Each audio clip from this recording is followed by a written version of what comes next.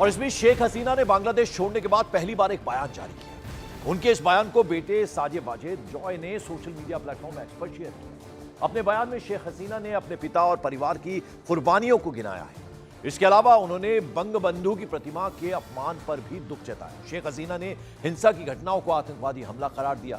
साथ ही साथ उन्होंने जुलाई के बाद बांग्लादेश में हुई हत्याओं और हिंसा के लिए जिम्मेदार लोगों को सजा मिलने की बात भी कही। 15 अगस्त को शेख हसीना ने सम्मान के साथ राष्ट्रीय शोक दिवस को मनाने का आह्वान भी किया है। हालांकि वो जो छुट्टी है वो इस वक्त जो अंतरिम सरकार बनी है उन्होंने रद्द कर दिया 15 अगस्त की छुट्टी को, लेकिन राष्ट्रीय शोक साथ मनाने का आह्वान किया है शेख हसीना ने। तो पहली बार उन्होंने कहा है बांग्लादेश छोड़ने के बाद कुछ, और ये जो बात है उनके बेटे ने कही है कि शेख हसीना ने क्या क्या बातें कही।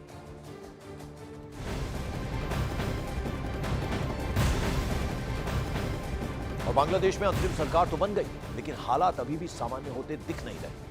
इस बीच बांग्लादेश की नई सरकार ने 15 अगस्त की छुट्टी को रद्द कर दिया है।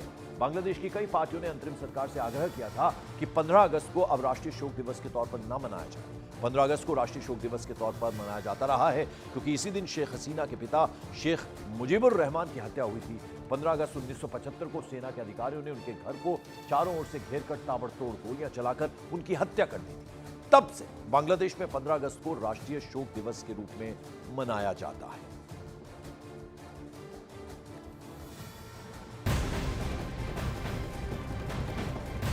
और बांग्लादेश में हिंदुओं के खिलाफ हिंसा की खबरें लगातार आ रही हैं। इस बीच बांग्लादेश की अंतरिम सरकार के मुखिया डॉक्टर मोहम्मद यूनुस ने ढाकेश्वरी मंदिर का दौरा किया और कहा कि वो एक ऐसा बांग्लादेश बनाना चाहते हैं जो एक फैमिली, एक परिवार की तरह हो।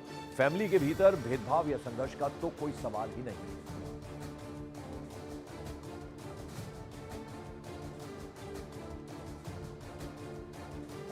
और इस बीच बांग्लादेश में हिंदू समुदाय पर हमलों के खिलाफ भारत में लगातार विरोध प्रदर्शन हो रहे हैं।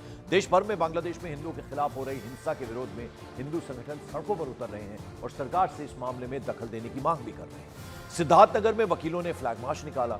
सिद्धार्थनगर बार काउंसिल ने बांग्लादेश में हिंदुओं पर हमलों की कड़ी निंदा की। हैदराबाद में भी प्रदर्शन हुए, तो वहीं सैड आर्टिस्ट सुदर्शन पटनायक ने अपनी कलाकारी के जरिए हिंदुओं पर हमले का मुद्दा उठाया। पुरी में रेत पर दिया धार्मिक हमले बंद करने का संदेश। तो 3 तस्वीरें हम आपको दिखा रहे हैं। हैदराबाद में एक रैली निकाली गई जिस तरह से हिंदुओं पर लगातार हिंदू माइनॉरिटीज पर हमले हो रहे हैं बांग्लादेश में। और दूसरी तरफ सिद्धार्थनगर उत्तर प्रदेश की तस्वीरें हम आपको दिखा रहे हैं जहां वकीलों ने प्रदर्शन किया। और पुरी में सैंड आर्टिस्ट हैं सुदर्शन पटनायक, उन्होंने रेत से ये मैसेज उकेरा कि इस तरह के धार्मिक हमले जो बांग्लादेश में हो रहे हैं, हिंदुओं को टारगेट किया जा रहा है, हिंदू माइनॉरिटीज को टारगेट किया जा रहा है, वो बंद होने चाहिए। ये मैसेज दिया उन्होंने रेत की आकृति को उकेर कर।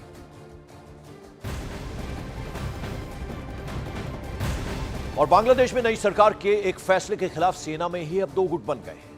ओपी तिवारी हमारे सहयोगी की खबर के मुताबिक नई सरकार की तरफ से बांग्लादेशी सेना के 8 बड़े ऑफिसर्स को गिरफ्तार करने का दबाव बनाया जा रहा है, जिसे लेकर सेना में अब 2 गुट बन गए हैं।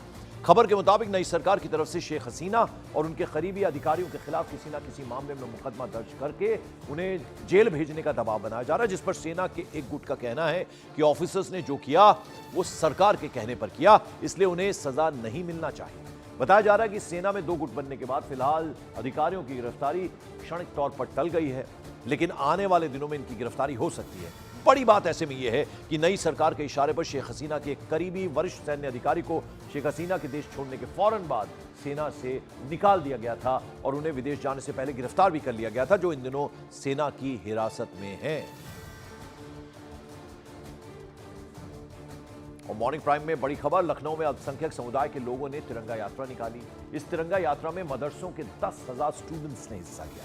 यह पहली बार है जब लखनऊ में मदरसे के स्टूडेंट्स ने इतनी बड़ी संख्या में तिरंगा यात्रा में शिरकत की, उसमें हिस्सा लिया। यह तिरंगा यात्रा लखनऊ के परिवर्तन चौक से हजरतगंज तक निकाली गई। जो आप देख रहे हैं तस्वीरों में किस तरह से मदरसे के स्टूडेंट्स हाथ में तिरंगा लिए उन्होंने मार्च किया। 10,000 से ज्यादा छात्रों ने इस तिरंगा यात्रा में हिस्सा लिया। मदरसे के ये स्टूडेंट्स हैं, आप तस्वीरों में देख सकते हैं, सबके हाथ में तिरंगा नजर आ रहा है। लखनऊ में 10,000 अल्पसंख्यक बच्चे इस वक्त तिरंगा यात्रा निकाल रहे हैं। दरअसल ये सभी बच्चे मदरसा में पढ़ने वाले स्टूडेंट हैं।